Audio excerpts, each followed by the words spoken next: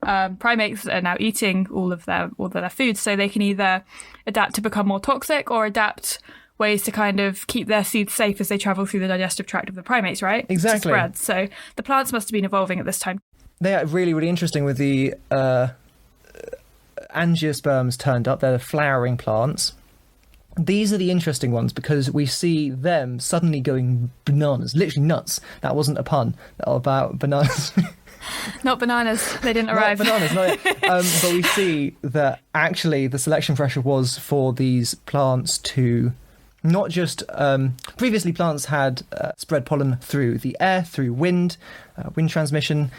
Now the selection pressure is to build the biggest, juiciest fruit. So someone eats it, picks it off the plant, takes it up somewhere else, I don't know, 40 foot away into another tree, eats the majority of it, and then throws the core away. Or poops out the seeds. In terms of stuff. I know a lot of monkeys, they just, when it's an absolute glut of food, they will skim off the really nice bit, just take off the skin, just literally take a few mouthfuls and then throw the rest away. Children do that. It's not even worth bothering with the rest of it because it'll fill you up and there's not much nutritional value. You can't break into the seeds. So they just like, nom, nom, nom, next. Nom, nom, nom, next. And that's how monkeys eat. You heard it here first. They were really transforming their environment as well. They actually Very were, interesting. and there's a whole, you could go into the whole ecosystem engineering of the Actually, forests. they were kind of like low-key artificially selecting for plants with really big juicy fruit, weren't they? They were like helping them spread the ones that had the best fruit. Would you call that artificial selection? I would just, no, that is, well, that's interesting. I mean, what's artificial selection? Is it only mankind doing it? But at the same time... That's another philosophy question, isn't it? But they were yeah, I guess you could say they were selecting for it, which is really interesting. But you've got to also make Without sure... knowing it. Without knowing, but you've also got birds, rodents. Oh, true. They were all going at it as well. I mean, the rodents actually were able to get into those nuts and into those seeds, which the monkeys were throwing down as well, and burying them in places, forgetting about some, letting those grow up. And so... Where's the line between artificial selection and actual selection? And just natural selection, yeah. It's a very good point. So, yes, we are now probably 30-ish million years ago. We're seeing, colour vision is turning up. You've got fruit eating is prevalent, leaf eating on the side, but the teeth at this point were still fairly sharp, fang-like things, because some fruit is tough. To get into some tubers, it's hard and you need to, but also we see, with the brain suddenly now increasing in size, the visual cortex is increasing in size, the rest of the brain we see catching up. The cerebrum and the cerebellum, where the kind of really complex behaviours we see originating from. Also probably important to mention here that brains are very expensive to run. They use a lot of energy. 20% of your... So, yeah, an adult human brain takes up about 2% of your mass. It uses 20% of your energy reserves. That's interesting. Is that, when you stop eating, that's why you feel really slow, isn't it, if you don't have enough sugar? Yeah. Because your body, I mean, I'm not going to go into the whole biochemistry of it, but like your body switches from digesting glucose into digesting something called ketone bodies, which it can't run as effectively on. So if you're working really hard and using your brain power a lot, make sure you're eating properly. Not just caffeine, but actual food. Not just... Hey. I was looking at me as well in my university. It's like, oh yes, another coffee, but it'll keep you going for a small amount of time, and then yeah, keep snacking. You need proper food. The lesson is keep snacking. I don't know if that's the lesson, but eat properly. Yeah, okay, maybe not. Make time to eat. Make time to, yeah, that is a very, very good lesson to come from that one. So yeah, we're seeing the visual cortex getting larger, the olfactory lobe, because beforehand, before convergence of the eyes and before judging distance, we were relying mainly on the olfactory system to go and find food. By we, I mean primates. Speak for yourself. About 30 million years ago, but now, yeah, at the 30 million year mark, the olfactory lobe isn't growing anymore. It's not shrinking, it's just staying still while the rest of the brain is growing larger around it. And yeah, you've got an incredibly energy-rich diet, mainly vegetarian, but you still have sharp teeth because insects are used to supplement the diet. Ah. We see a lot of what we would consider it's purely a vegetarian folivore, therefore it only eats leaves. And then we see in the stomachs of these fossils, hang on, there's carapaces, exoskeletons of insects, because it's having a good old munch on its favourite shrubs, and then, hang on a minute, I got a craving for some termites. Because if we look at the termite grubs, and we look at the termites' incredibly concentrated reserves, I should say, of protein, which allows the brain to grow more, which allows more complex functions to arise. Also, they will have glucose in them too, which is interesting. And fat. A lot of insects do, Fats which you can't get from a vegetable source, which is actually really interesting as well.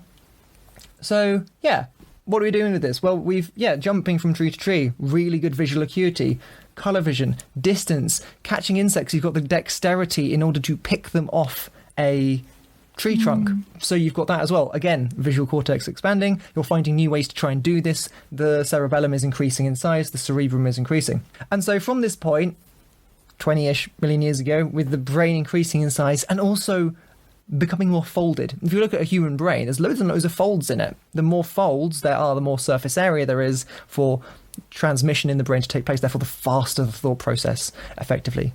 Yeah, and also if you look at the early primates, you see a much more smooth brain. If you look at actually a really good one as rodents, they have a very, very smooth brain, whereas if you go... Rodents are so clever. They've got big smooth brains with a little bit of folding, whereas if you look at crows, small brains, massive amounts of folding. Okay, so it It's kind of always a balancing act. makes more use of the space. Which is why you can never use size of brain as an indicator for intelligence.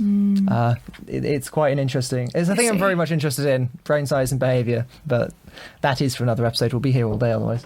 So from there, we see modern primates diversifying hugely. We see, most of the groups diverging from, a bit anthropocentric, but diverging from the human lineage. And yeah, the teeth is a really interesting point, because throughout, even with the fruit eating, the primates have retained fangs. They've retained for insect eating, as well as a diverse array of foods. Lots of different fruits require a lot of different ways to get into it, as well as grubs and leaves. Let's have a look at some of the modern day primates and what their dentition is doing from this, 50 million years of evolution. That's the point here as well. Just because, even though I don't eat meat, I don't feel like any of my teeth are not being used. Like, I still... Exactly. With all my teeth. Exactly, and this is the point. This is a really, really interesting point. Fangs aren't only there... Not fangs, canines aren't only there for meat eating. Which is why, earlier when I mentioned when we see canines equals meat eating, it's sometimes a misnomer. That if you have canines, you're not necessarily purely going to eat meat. That's not how that works. There are other functions for it as well, which we'll get onto in just a second. Because if we look at, for example, a modern day primate, tarsiers, they're quite a base group, quite a basal group, primitive group of the primates. They have the tiny, tiny fangs again. They've gone back to tiny fangs because they catch purely insects. Lemurs, another quite basal group. Something similar, a lot of grubs go digging for grubs.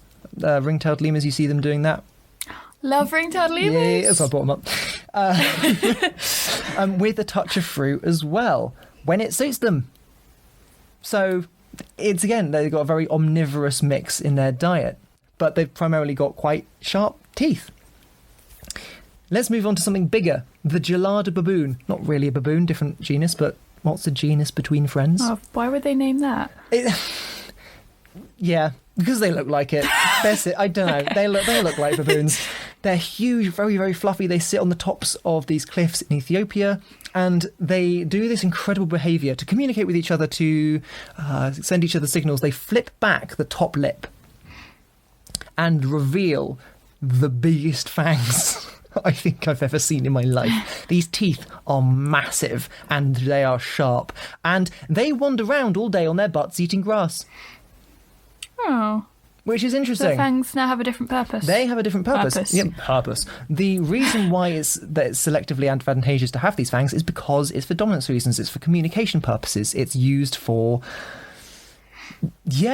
sending a message to each other. Also, they eat tubers, which are not the musical instrument. That would be mental. We're talking about kind of things that live underground, the big pods, things like potatoes, sweet potatoes, things like that, cassava as well. Basically, they eat them, which are incredibly hard foods to get into, and you need an incredibly powerful set of jaws, and you need really big old fangs to get into them, something very sharp to get into them.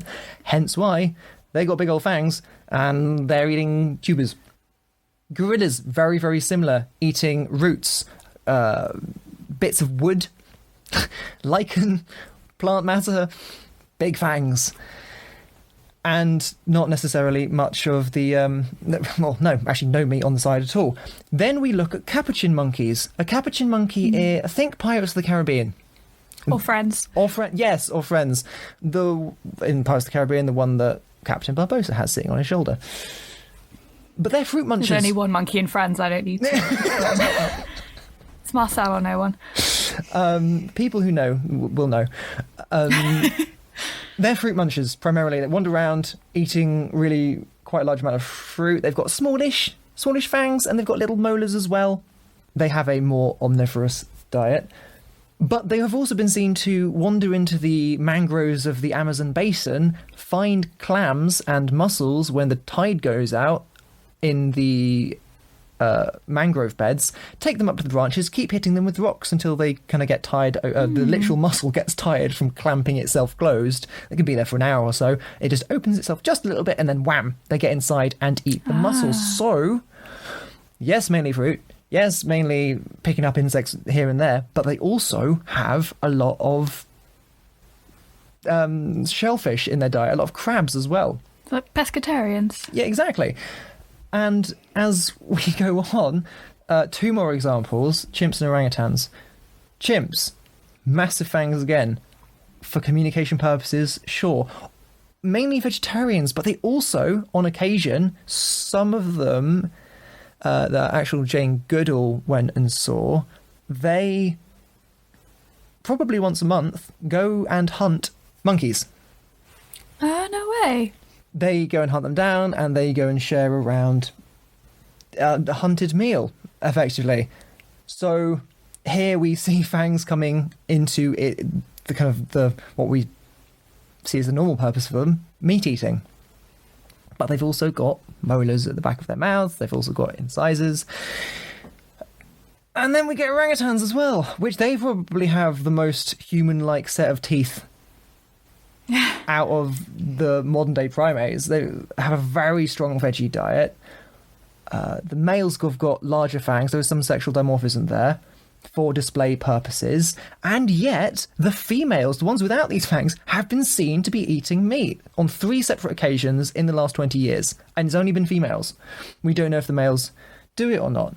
And they don't have these so-called adapted meat-eating teeth. So what's going on? But they have the omnivorous set. They have little canines, they have incisors, they have molars there. And if you look at humans, well, human evolution over the last 10 million years, which we touched upon in the last episode, is one of survival and the development of an even bigger brain from 300 or so centimetres cubed to 1,300 centimetres cubed today, requiring a lot of energy and a lot of protein. And across prehistory, we see Ardipithecus, Australopithecus having substantial canines. We have smaller canines, smaller than chimps, I should say, turning up 6 million years ago, 5 million years ago. Less for display, more for just having an omnivorous diet. But as time goes on, with early Homo, for example, they were hunting. We know that they hunted. There are tool marks on bones in massive piles at the banks of caves.